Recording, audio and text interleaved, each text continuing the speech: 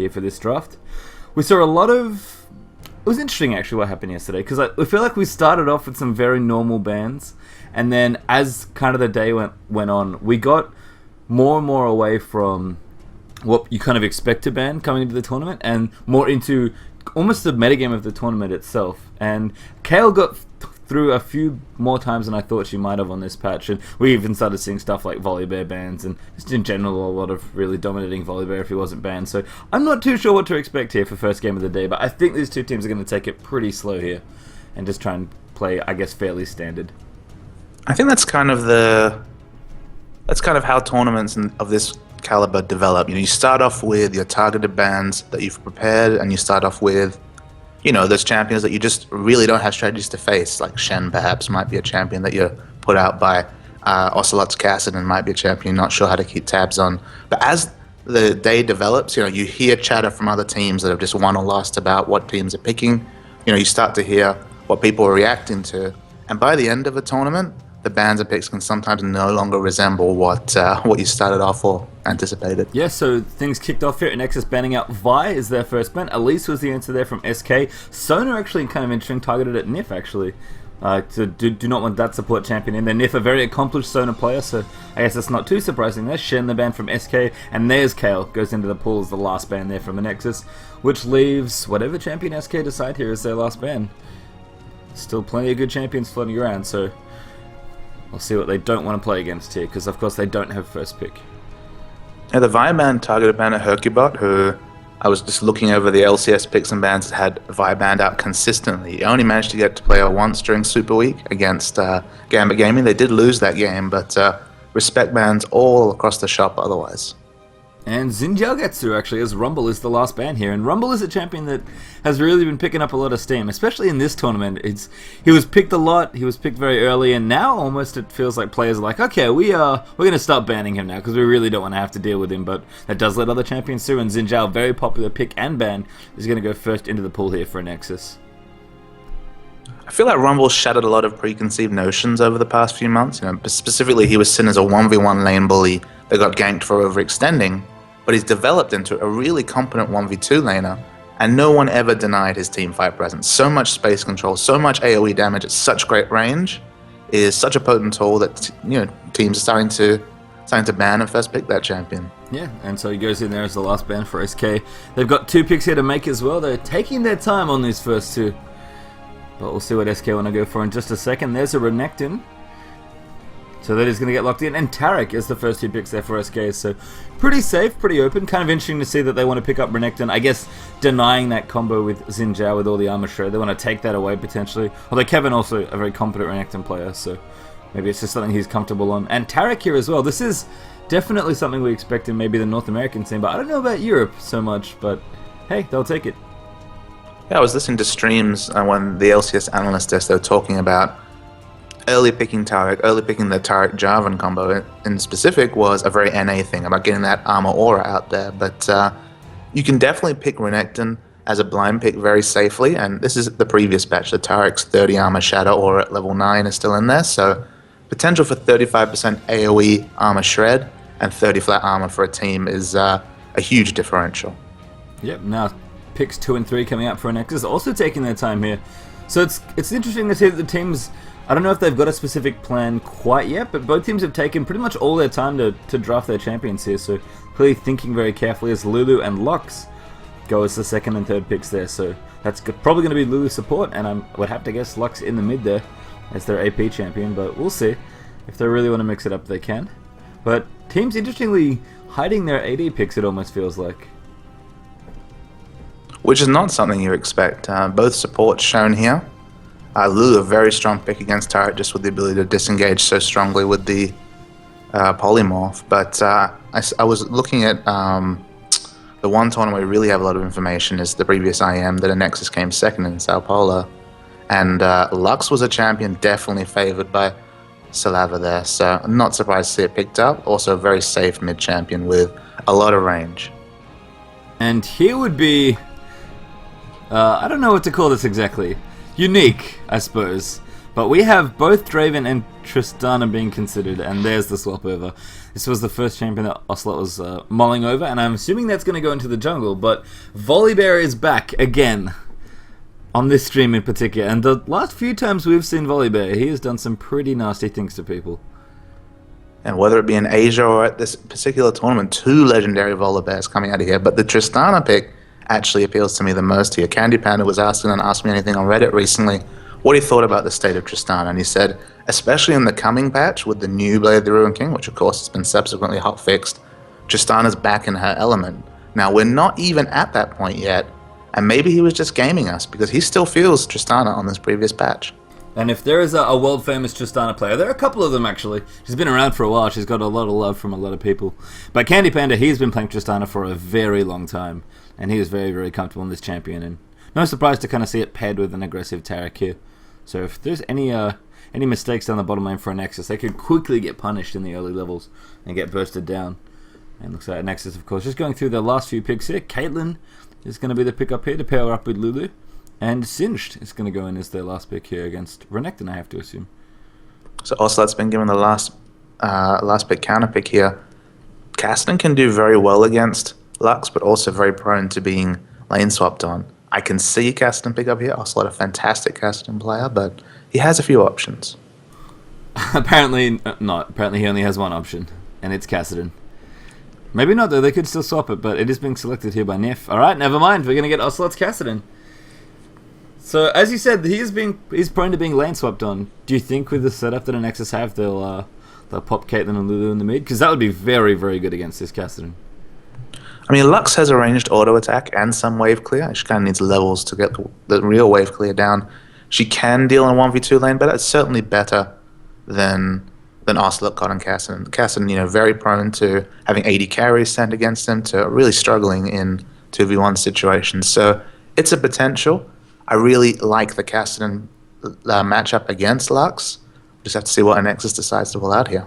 Yeah, I mean, I think if the lanes just kind of stick naturally, or how you would generally expect them to, I think SK have obviously picked quite well here. I mean, I don't quite know what the Singed Renekton matchup looks like. I think, as per usual, Renekton has a pretty good advantage in the early few levels, and then things just get crazy once they both get farm, especially once Singed gets farm. I can definitely see the red pot coming out from Kevin here, though, and looking for that level 2 all-in. I would expect that as well. That's been so common on a lot of the Renektons we've seen here, not only in this tournament, but just in general. So I would definitely expect some red pot action to come out, and we've seen a lot of really aggressive all-ins at level 2 with Renekton and that red pot, so definitely something we're getting more and more used to. I wouldn't honestly be surprised to see a red pot in bottom lane either for Candy Panda, but I guess we'll have to wait and see if that's going to be a thing.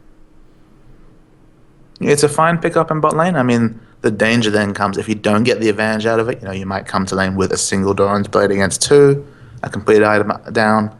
Consumables in bot lane in a 2v2 lane, a risky choice, but man, you can reap some rewards with them. Yeah, I mean, Tristana has always kind of been stuck in that weird flux where she does well early and she does well late, and the answer has always been, what do you do in the mid game? Ideally, you have a good early game and you circumvent her horrible mid game by just going straight to late game. That's the ideal situation. If that doesn't happen, or you wait for the latest patch and you buy Blade of the Ruined King, because it is a Tristana item first and foremost. It's true.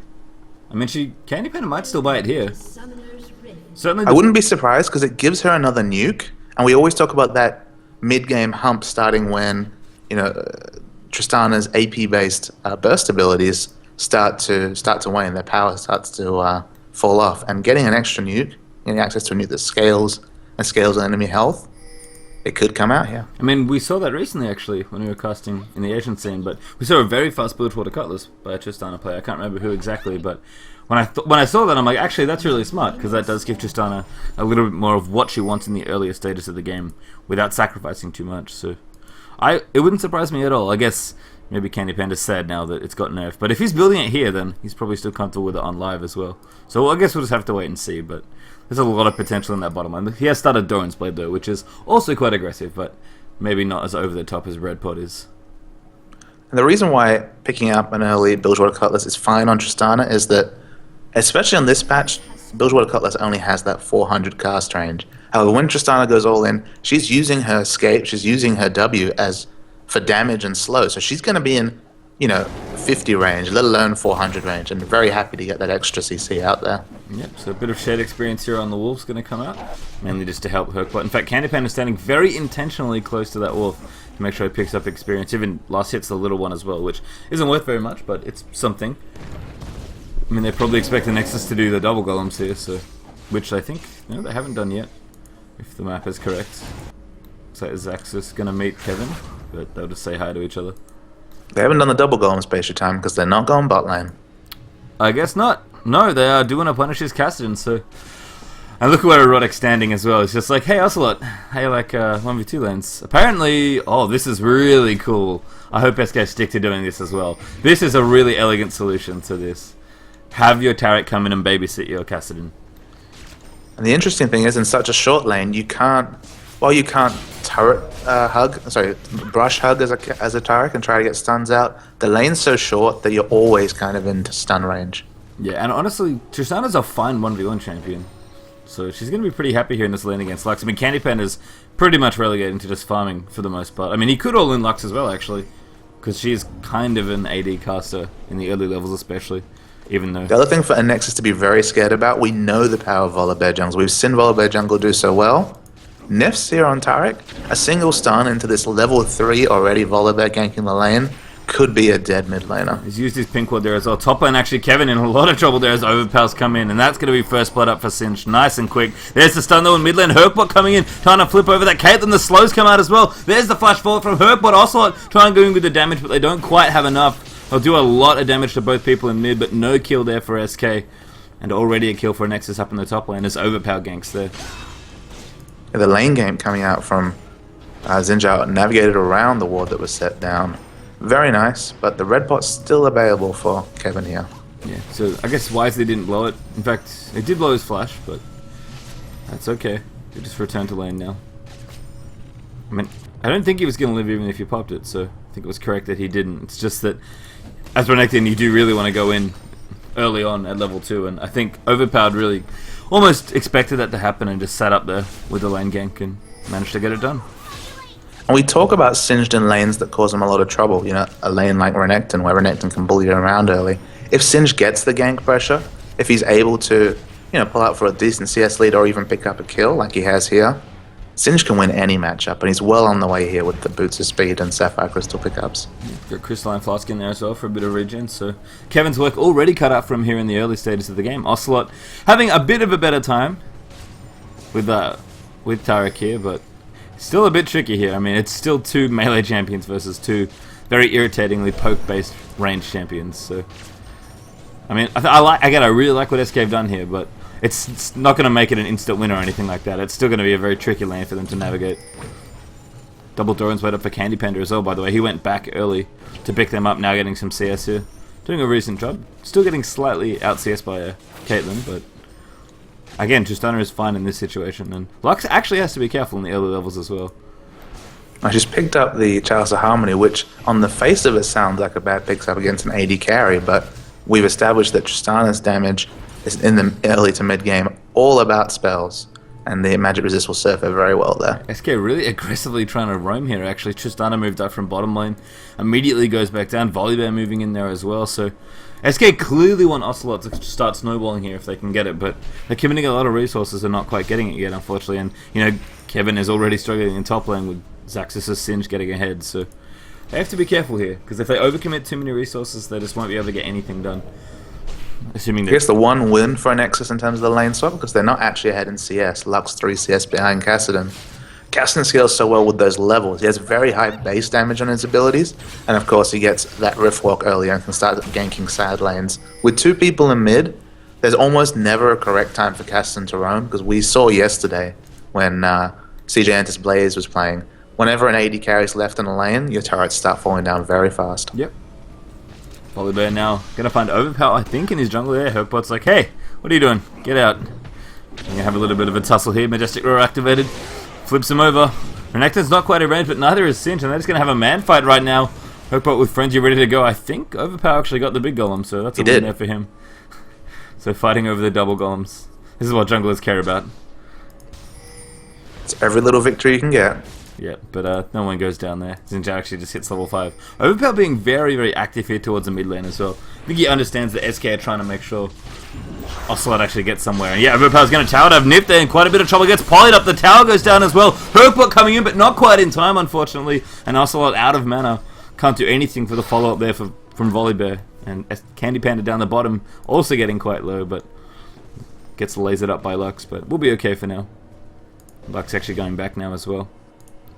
And a melee champion with a melee support. And that's the result here. Two very, very strong pushing champions take down the mid turret. They now have a massive advantage when it comes to invading the enemy team's buffs and dragon control as well with that outer turret down. Yeah, I mean, it might have taken a little longer for that first turret to go down, but all SK really did was delay that there. I mean, you could tell they were looking for Nif to come in with the setup stun, and Herkbot was really trying to gank there as Volibear. And they had a couple of opportunities, but Overpower's presence, really just intelligent game sense there from Xin knew kind of what was going on, and eventually they chip their tower down, and they're like, okay, this tower's about to go down. Xin come in and tower dive, and 2-0 quickly here for Anexis up against SK Gaming. First game of the day here on this stream for both these teams, actually. Here at the Intel Extreme Masters. The cute thing for Anexis here is that now Lux can go back mid against Cassidy with some magic resist. She also has that fantastic wave clear. She can almost instant clear a wave if she's willing to use her ultimate, which, you know, with that blue buff, even at level 1, has a very short cooldown. And that will force Cassidy to have to choose between a whole wave of farm hitting his inner turret or ganking. So again, very, very well held the Cassidy, at least in the first 10 minutes here. Yeah, Overpower going to donate the blue as well. There's a slight level advantage here for Lux as well. It's not going to last too much longer, but the fact that Cassidy's only just now hitting level 6 is good news for Kalava here. It looks like a very aggressive pickup coming from Kevin. And here, it looks like he's going to pick up an early Hexstring to try and win these trades against Singed, but Overpower again thinking about ganking this top lane. Yeah, Singed just hanging out. He's got a very fast Wriggles actually here, plus boots of speed, so Overpower's having a good game right now. He may not be CSing all that well, but he's been involved in the only 2 kills in the game here with a kill himself and an assist. And yeah, Zaxxas is like going to fling him back in. Kevin, I think, has to have a sense of what's going on here, but Overpower's being very, very patient with this gank as Xin. He's just going to wait a little while longer. No posturing towards Dragon, though, at the moment. The ward covers no pink on it, so but neither team has exclusive vision. Again, more focused on these early ganks and snowballing this Singed. Yeah. I mean, they saw what happened mid. They're like, oh, we still have an advantage here. I'm not worried too much. Actually, Insanity Potion popped there for Singed going in after Kevin, but I think Kevin's going to be able Trade to coming get out down here. bottom here. Yep, bottom lane we have Erotic actually pretty low. Buster shot out there from Candy Panda, actually just to get Caitlyn far enough away from Tarek. Herkbot's coming. Yeah, he's wrapping around too. This could be very bad news for Caitlyn. There's the Majestic Roll. Flips him over there with the Rolling Thunder. Dazzle goes up at 90 Kelvin. That hits in there as well. Candy Panda going in as a kill comes in. And Ocelot cleans up a kill with a very nice roam down there as well. And looks like top lane, they didn't actually get what they wanted there because Kevin is still alive and Lux roamed herself up top lane. So SK finally find a good lane to gank, and it wasn't mid that they were looking for, it was bottom lane. They picked up the outer turret, so that's a win for them in terms of gold, but you're correct. For once, Cassidy didn't have an annoying person pushing in the mid lane, pushed it back and got a wonderful roam, and now Xin coming in, he steals it. Overpower couldn't even get a double kill here as well. Gets exhausted very nicely though by Nef, and Overpower is just going to get kited here. Ocelot with a second kill in the Dragon Pit, and that was a clutch exhaust there from Nif, because that Xin was about to kill everybody. And very crucially, Cassidy picking up that kill there. He may have had a horrible laning phase, but the snowball's on. Salava now gets slightly all in there by Kevin, who just essentially goes in for poke. The teleport coming out now, so Ocelot wants to continue his roam spree here. Silences up onto Zaxxas. Could have a force pulse here. In fact, Rift walks after? No. Wanted Salava, I think, but could only find Singed. Draws out the ghost. Sure. I mean, it's not really an equal summon spell trade, unfortunately. That teleport's on a very long cooldown. But I should even mention that in the loading screen, but Cassidy does have teleport here, so he's not only going to have good roam presence in general with the Riftwalk, but he now has global presence on top of that as well. So Ocelot clearly not playing for his lane here. It's almost like they expected them to try and shut down this Cassidy, but once he gets his roam going, it's really hard to stop. Down bottom, there's another cute trade between Candy Panda and the Anexis bottom lane here. He actually used all his damage on Lulu, but after that, Caitlyn just free hitting him the whole time, forced to back out. Yeah, he's going to see us under turret here. Tower going to eat a couple of those. I mean, if one good stun here could probably kill Lulu. Oh goodness, Ocelot over the top here. Probably going to pick off Erotic here. Kill going in. The Dazzle actually out into Caitlyn. Will try and follow both of them. Ocelot still chasing him. Wants to get the kill. There's the final spot. Candy Panda Actually blocks the ace in the hole there as Nif comes in. Erotic still getting chased down. Uses Wild Growth there on himself. There should be cleanup here. No, never mind. Lux is coming in. Ocelot decides he doesn't want to use his escape here. He doesn't have flash. Just gets out of the way of the light binding. Now Lux went for the flash shield there to keep Lulu alive. Ocelot had just ironically backed away from trying to secure that kill. Down the bottom, Overpower here as well now. As we're still not done. Herpot rotating in as well. Xin Zhao with the tower picks up one, make two as well. As Caitlyn gets the auto attack. As Crescent Sweep puts them in. Ocelot though does get the kill onto Lulu. And now looks like Overpower's going to get eaten by Herpot here as well. Castan actually trying to get out of the way this time, but has plenty of mana left to Rift Walk. And there's the kill for Volibear onto Xin Zhao. So lots and lots of roaming by both teams here. I think a 2-for-2 trade overall down the bottom as the dust settles, but SK, they were a little bit behind in the early game. They were 2 kills behind. Now they're a kill up, even though they're actually kind of behind in gold because they need to get a couple of ejectors. The fact that that dragon got stolen away from them is, I think, hurting them a lot more than they realize. Up top, Xaxis might finally be punished here. Yep, there's the flash Q from Kevin. I was about to comment on the CS advantage that Singed builds up here, but a counter kill takes a lot of that advantage away. Yeah, and Renekton showing that he's not out of it if he's just, gets killed once there early on. Kevin here still aggressively plays into Singed, and the red pot finally... It actually didn't have all that long left, so Kevin kind of got in with the best of it and managed to get a kill there onto Singed, which will probably stop Xaxis' very aggressive pushing. No, it won't, Patreon. We're talking about Singed here. Okay. You don't stop his aggressive pushing. Maybe not. It does have Rod of Aether's already up as well, so Singed doing pretty well to start things off. I guess, as I said, all SK really want now are some objectives. The one thing they are crucially behind on at this point is turrets. And this is what's happening. Anexis here invading the jungle.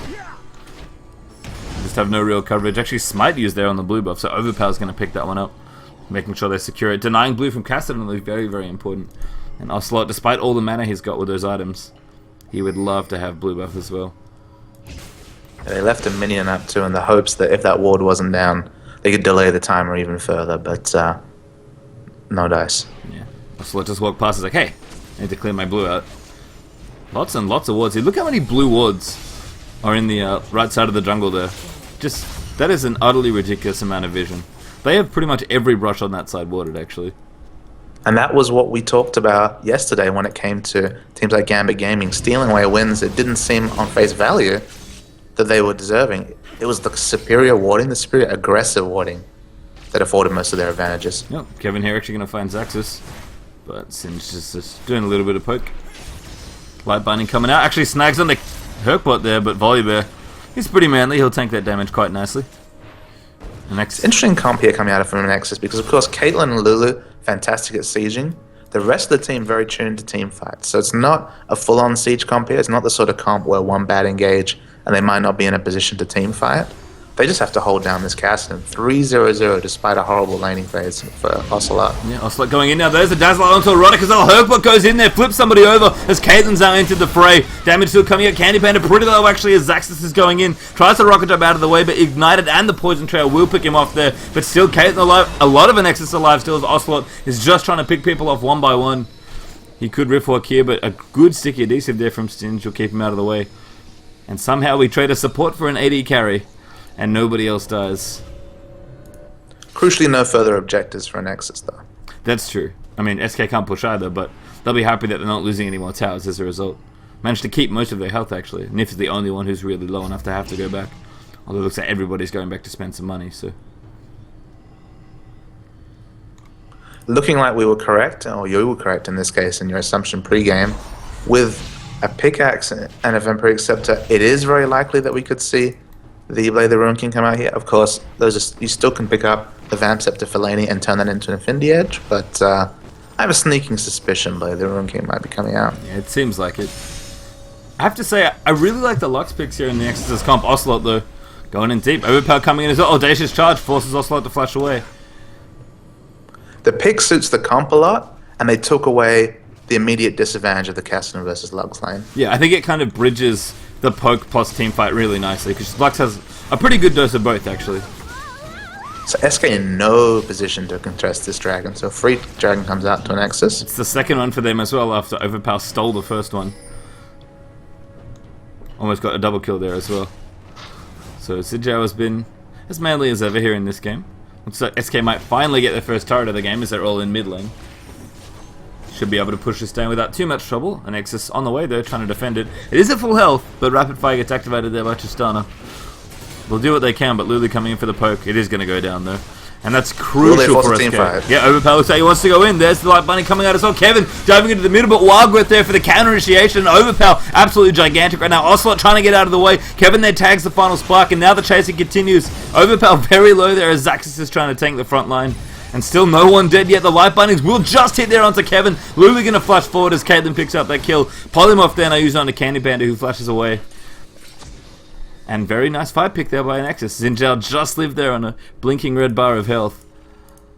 But the one problem for Anexis was that the final spark only hit on one member, only hit on Kevin, who ended up going down, so they did convert that kill. But if the final spark hit on more members, could have been an even further snowball team fight. Yeah, I think Overpower may have Crescent slashed everyone, or Crescent swept everyone away. I would have to go back and watch it to confirm, but I think that they didn't quite time that properly, because Overpower went in, used his ultimate to just try and lock down a key target, and I think Salava threw in Final Spark at that point, which, as we said, only hit onto Kevin. I could be wrong though. But regardless, I mean, Anexis pick up a kill there. Xin magically somehow stayed alive. The wonders of the Lulu ultimate. Yeah. It's part of the reason Lulu's such a popular pick. It's never really bad to give someone a whole bunch of extra health and knock everybody up in an AoE slow. It's just such so a without fail, we've seen Renekton's go the Sunfire Warmogs route. Now, which one of the camps first has been under debate, but interesting to see a much more offensive build. The Hexdrinker for lane here.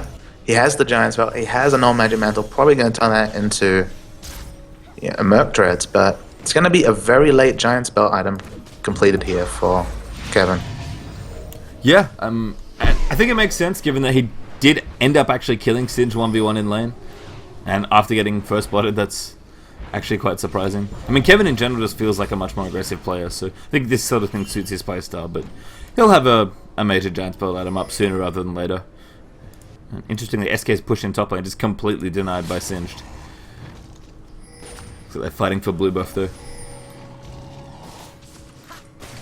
Yeah, they've had great control here in Anexis of the SK blue buff. They have oracles available on Erotic, but enough members around that they can't freely push here and secure the village vision advantage. Overpower coming in as well. She tanks quite a lot of damage there. Cassidy coming in. The final spark not quite enough, but does pick it up there. So nice job from Lux. The Dazzle coming out there. Only stunning onto Erotic, and the rest of Anexis is going to be able to get out here. So, again, with some really strong warding, this Oracles as well here from Erotic. They're doing a really good job of just controlling, especially the right side of the map here. Very awkward brush camp here because Lulu had not spotted the ward right at the edge of that piece of brush. As in the one at the tip or the one towards the bottom? Because the one at the bottom actually doesn't... Okay. The one at the bottom actually doesn't give you vision, which would be why they couldn't see it, but they did manage to clear it out regardless, and they're just going to push now. They have Caitlyn. They've got kind of some poke here with Lux. They're able to siege somewhat effectively. And this is actually They also have a level advantage, crucially, on their mid. Herkbot going deep. Their Majestic are activated. Wildgrowth in there as Zinjal goes back into the fray. Final Spark used that. He does a lot of damage out of Niv. Candy Panda actually gets flung back in there by Zaxxas, and that's going to be very bad news for Tristana. Caitlyn on a killing spree now as he gets that kill, and Kevin going to go down there as well for the double kill as Caitlyn uses Ace in the hole. Meanwhile, Overpower still going deep here. Actually is still chasing Ocelot. Kills him 1v1, shutting him down as well for a good 500 gold. And Anexis looking really strong here. They're going to continue this push after getting 3 straight kills for 0. And the crazy thing here is that despite how fed Ocelot has gotten, he's still hurting from the lack of levels that the 2v2 lane forced.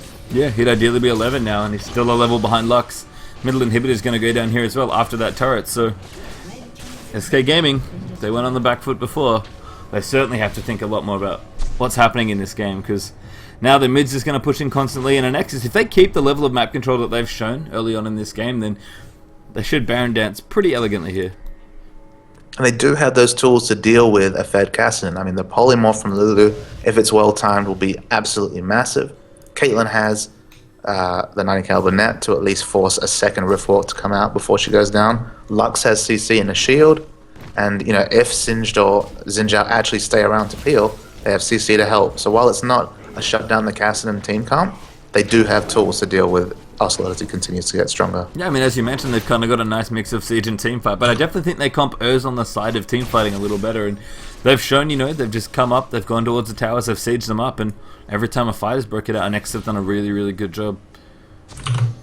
And as I said, I think Lux just kind of binds everything together really, really elegantly here.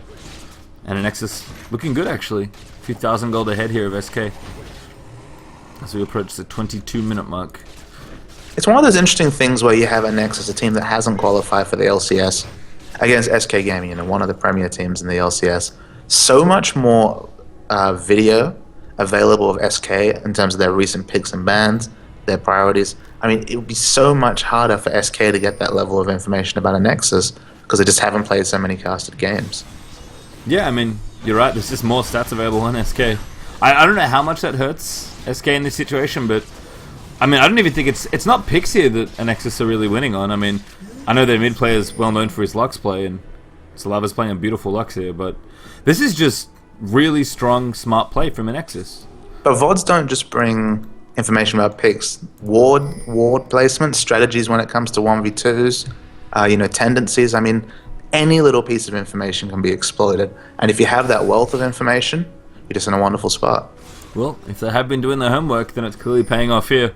This is going to be a pretty nice brush camp. Oh, there we go. Overpower goes in. Final spark hits on so many people there as the damage comes out. Ocelot, though, trying to do the damage he can. Barrier, though, used by Caitlyn, and Ocelot now has to run well and truly out of the way. Ace in the hole going to kill him, and he tried to assassinate Caitlyn there, but very smart use of the barrier there, and the luck shield in there as well, most likely. It looks like Zinjaz actually still chasing down Kevin, and Overpower should be able to pick up this kill as Audacious Charge will get it. But barreling down the mid are Anexis. They're not even interested in getting other turrets or taking Baron. They just want to win the game. With the short death timers, I think it'll be difficult here. 15 seconds on Ocelot. I mean, they might be able to get one of the Nexus turrets. I mean, they could settle for one or two other towers. A Baron would have been uncontested here. Oh, well, they're going for it. That's one tower. Sinjal's here as well. Herkbot flips Axis in. Nif looking for a dazzle. I mean, it is going to be defended now. Actually, the stun's coming out into Erotic. Ocelot going in as well. Thinking about trying to get Lulu, but Zinjao goes in as well. Back onto Cassidy and Cinched in there as well. Erotic, very low. There's going to have to contend with Volibear. But Caitlyn picks off Cassidy in there. Herkbot now very, very low to Caitlyn, who's doing a ridiculous amount of damage. Luxa just missing a Ledger out onto Herkbot, but Anexis, they're just walking away free here. I mean, Zinjao and Lulu are low, but everybody's going to recall. They're going to spend a ton of gold they just got from that last fight. I guess the interesting thing to me, especially with Tristana pickup here, Candy Panda is showing us a complete, perfect view of why Tristana just hasn't been seen so much up until the latest patch. He decided to transition into that Infinity Edge. He's close to it. If I check over to the gold now, he does have enough gold to finish it, but he's going to finish Infinity Edge, and this game is, effectively almost over. If that push had gone a little bit differently, they could have finished the game before he got his first major item. And Trist has had no impact in this game whatsoever. And Caitlyn has had a lot. From the first 2v1 in mid, or 2v2 as it turned out, against Cassidy. Arkel's just doing... Can you see the craziest thing here, though, Pastry Time? Who's the highest level in the game? Luck. No, Singed. Nope. No? It's Singed and Candy Panda. Oh, well. And Candy Panda has made absolutely nothing with that experience. Well, I mean, sure, extra range is nice, but if you're an AD carry that just doesn't have the damage, then you can have all the range in the world. You're just not going to be doing any damage. Anexis here, looking for Baron. Singe is going to zone the rest of SK out, and it is going to go as Overpower picks it up. Yeah, an uncontested Baron. We're going into fights, yeah. Oh, his Nif might fall. Yeah, I mean, Singe is happy to just walk in here. Still his ultimate, still his ghosts. Buster shot used there, but now he's going to go on to Nif. He's smelling pink blood, Pastry Time. He is. Very fluffy pink blood. But they're going to back out instead. Just push the tower in. Try and take more objectives here with the Baron buff. I mean, Baron is an incredible sieging tool. That health regen, as a lot of players have remarked on, is really something if you're getting poked under a turret siege. And this is really where the kind of the poke and siege element of an Exodus comp is really going to be really punishing to SK. It was already bad enough. But with Baron buff here, with all the gold that Nexus have, 40% CDR on Lux. Yeah, to be expected here. Absolute siege queen. I mean, Gragas, he was up there when his ult cooldown was short, but with the short Lux cooldown, the rest of her kit, man, it's horrible to siege it to defend a siege against Lux. Yeah, mid inhibitor gonna The reverse Anivia. Yes, I guess that's a good way to put it. As the middle inhibitor goes down again, and Anexis just rotate to mid to pick that up. Now they're sieging top tower again. This tower does not have a whole lot of life left, and there's a light bunny onto Kevin, just uses the ultimate for a bit of damage. Kevin still hasn't finished a major giant spotlight item either. I mean, it's no secret that SK at this point are really hurting for gold, but let's look at the poke there. Ultimate's being burned left and right by Caitlyn and Lux just to do a bit of poke damage here. And Anexis is going to get that one tower. Overpower wants to go in here. Nif could be in trouble now, taking a ridiculous amount of damage as Lux gets the kill. Now this top inhibitor likely going to fall here as well. It's just nothing SK can really do. They could barely fight 5v5. They do not want to fight 4v5. And Anexis, I think, just going to academically close out this game here. They don't even want the last inhibitor. It's just amazing to me that despite the fact Ocelot picked up those kills, you know, when he died for a 500 spree. You can't get bigger than that. But the levels is what's super hurting him here. They gave Candy Panda that 1v1 lane, and just because of the champion pick, just because of the fact that it's Tristana, hasn't been able to convert it. And now Anexis is looking so strong. Candy Panda will rocket jump out of the way of Zinjal's E there.